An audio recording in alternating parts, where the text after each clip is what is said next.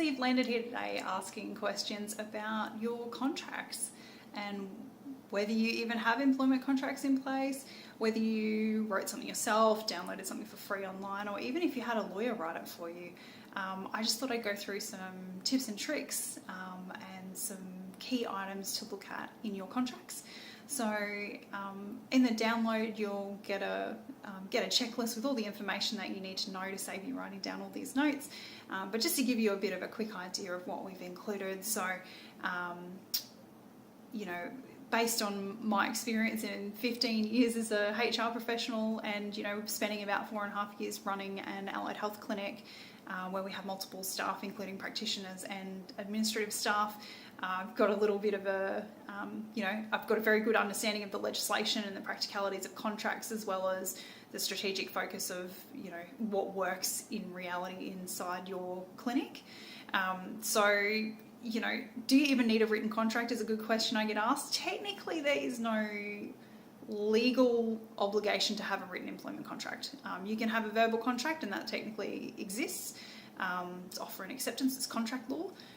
But in saying that, if you are relying on a verbal contract, there's nothing to prove who said what.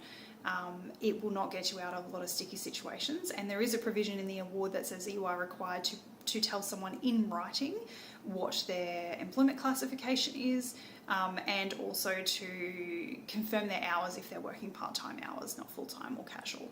So there are some things that do have to be in writing, and there's definitely some things that we highly recommend having in writing. So,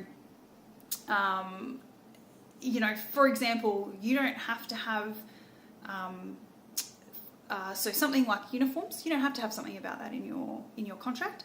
But if you're a small business and you don't have policies and procedures, the easiest way to do it is to have a little comment in your contract that refers to your expectations, let's say around mobile phone usage, around uniforms, around conduct with clients, grooming, massive one I know in allied health. Do they understand not to wear scented perfumes and to make sure that they don't smell?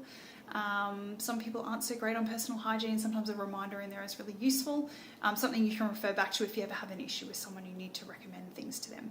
So there are things like that I recommend putting in a contract that aren't necessarily legislation based. They're practical application of how you run your business. And then there are also things that are more protection for the business. So things like confidentiality, non-solicitation of clients. So if they leave their job and not to approach your clients to go with them because of the clients of the business, whether they can and can't compete. So whether they can have a position or start a business in competition with you after they leave their employment, and just general things for award compliance. Have you outlined their rates of pay and when overtime and penalties apply, what meal breaks are entitled to, what their rostering obligations are, what their classification level is under the award. And this applies regardless of whether you're doing casual, permanent or salaried contracts.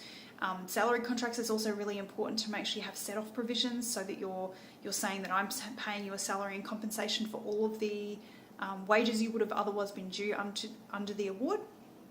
There's lots of different things to consider when you're looking at contracts. So if you'd like to download the checklist, you can put in your details below, and please let me know if you have any questions after this. Thanks.